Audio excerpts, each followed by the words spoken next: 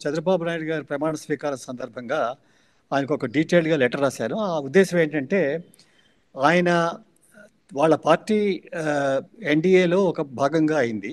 దానివల్ల రాష్ట్రానికి కొంత మేలు కలగవచ్చు. కానీ ఎన్డీఏ ప్రభుత్వం అనుసరిస్తున్నటువంటి కొన్ని విధానాలు రాష్ట్ర ప్రభుత్వాల్ని బలహీనపరచడం, ప్రాంతీయ పార్టీలని బలహీనపరచడం, అలాగే మన రాష్ట్రానికి మిగిలిన రాష్ట్రాలకి కొన్ని నష్టాలు కలిగించడం, ఈ తాలూకు బాధ్యత అంతా ఈ టీడీపీ పార్టీకి పడకూడదు. సో ఈ విషయాలు ఆయన దృష్టికి తీసుకొచ్చాయి. ఎందుకంటే ఎన్టీ రామారావు గారు ముఖ్యమంత్రిగా ఉన్నప్పుడు నేను ఆంధ్రప్రదేశ్లో ఆయనతో పనిచేశాను.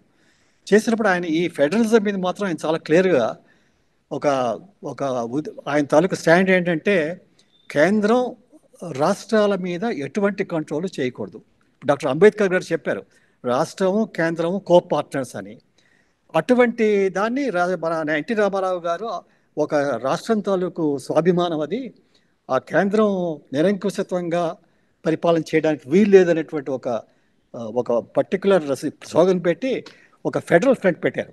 ఒక మెయిన్ థింగ్ ఏంటంటే డీలిమిటేషన్. ఈ డీలిమిటేషన్ అనేది అంటే ఈ లోక్సభ తాలూకు కాన్స్టిట్యుయెన్సీని జనాభా లెక్కల ప్రకారం దాన్ని మార్చడం అనమాట. ఇదేంటవుతుంది, 1971 జనాభా లెక్కల ప్రకారం ఇప్పుడు ఉన్నటువంటి డీలిమిటేషన్ 543 సీట్లు కూడా చేశారు. ఈ మోడీ ప్రభుత్వం ఏం చేశారంటే ఆ 1971 తీసుకొచ్చి 2021 తర్వాత 26 తర్వాత అంటే 2031 జనాభా లెక్కల ప్రకారం చేస్తామని నిర్ణయం తీసుకున్నారు. తీసుకోగానే ఏంటంటే దీనివల్ల నేను చూశాను, ఈ దక్షిణ భారతదేశంలో ఆంధ్ర, తెలంగాణ, తమిళనాడు, కర్ణాటక, కేరళ, తూర్పు రాష్ట్రాలు అంటే ఒరిస్సా, వెస్ట్ బెంగాల్, అస్సాము, వీటిలో జనాభా పెరుగుదల తక్కువ ఉంది. ఈ జనాభా పెరుగుదల ఎత్తున్నటువంటి రాష్ట్రాలు ఉత్తర భారత రాష్ట్రాలు, మెయిన్గా రాజస్థాను, హర్యానా, యూపీ, మధ్యప్రదేశ్, తర్వాత బీహారు, ఈ రాష్ట్రాల్లో జనాభా పెరుగుదల ఎత్తుగా ఉంది. సో దీనివల్ల ఏంటవుతుందంటే అదే మీరు ఆధారం తీసుకుంటే జనాభా పెరుగుదల 2031 ఈ దక్షిణ భారతదేశంలో ఉన్నటువంటి లోక్సభ స్థానాలు, అలాగే ఒరిస్సా, అస్సాం, వెస్ట్ బెంగాల్ తాలూకు లోక్సభ ఎక్కడ ఉన్నామో అక్కడ ఉండిపోతాయి. ఇప్పుడు 543 700 ఆర్డు సీట్లు అవుతాయి, ఇంక్రీజ్ అవుతాయి. అందులో మనకు ఉన్న స్థానాలు అలాగే ఉంటాయి. కానీ ఉత్తర భారతదేశంలో నేను చెప్పినటువంటి 6 రాష్ట్రాలు, ఈ రాజస్థాన్, హర్యానా, యూపీ, మధ్యప్రదేశ్, బీహార్, ఈ రాష్ట్రాల్లో 201 సీట్ల నుంచి 287 సీట్లు అంటే 86 సీట్లు ఇంక్రీజ్ అవుతాయి. దాంతో ఏంటవుతుంది, మీకు లోక్సభలో ఈ దక్షిణ భారతం, తూర్పు భారత్, దక్షిణ భారత్ రాష్ట్రాల తాలూకు గొంతు తగ్గుతుంది, మిగిలిన రాష్ట్రాల తాలూకు రిప్రజెంటేషన్ ఇంక్రీజ్ అవుతుంది. ఇది ప్రజాస్వామ్యానికి విరుద్ధం. మనకి మెయిన్గా ఈ రాష్ట్రాలకి ఇది ఆపాలి. రెండవది ఫైనాన్స్ కమిషన్. ఫైనాన్స్ కమిషన్ అంటే ఆర్టికల్ 280 రాజ్యాంగంలో ఆర్టికల్ 280 కింద ప్రతి 5 ఏళ్ళు దాన్ని స్థాపిస్తారు.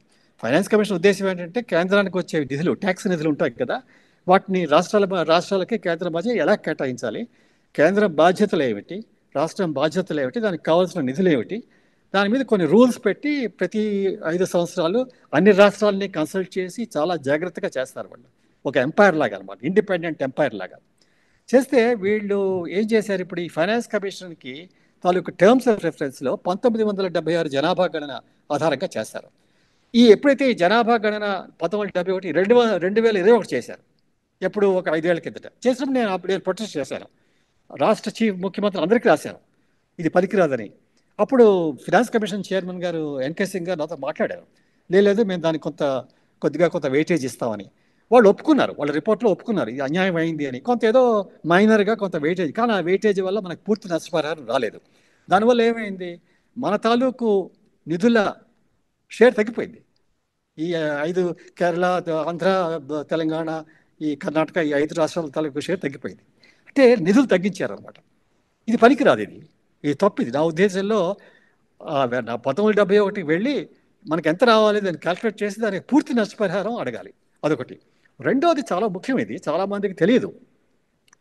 ఈ 280 ఆర్టికల్ కింద ఫైనాన్స్ కమిషన్ ఉంటే 282 కింద ఆర్టికల్ 282 కింద కేంద్ర ప్రభుత్వం కొన్ని నిధులు తీసుకొని దాని స్పెషల్ స్కీమ్స్ రాష్ట్రాల కోసం పెట్టి ఆ నిధులు దాని ద్వారా మీరు రిలీజ్ చేయవస్తున్నారు. అది ఏదో ఎక్సెప్షన్ కాదు అది.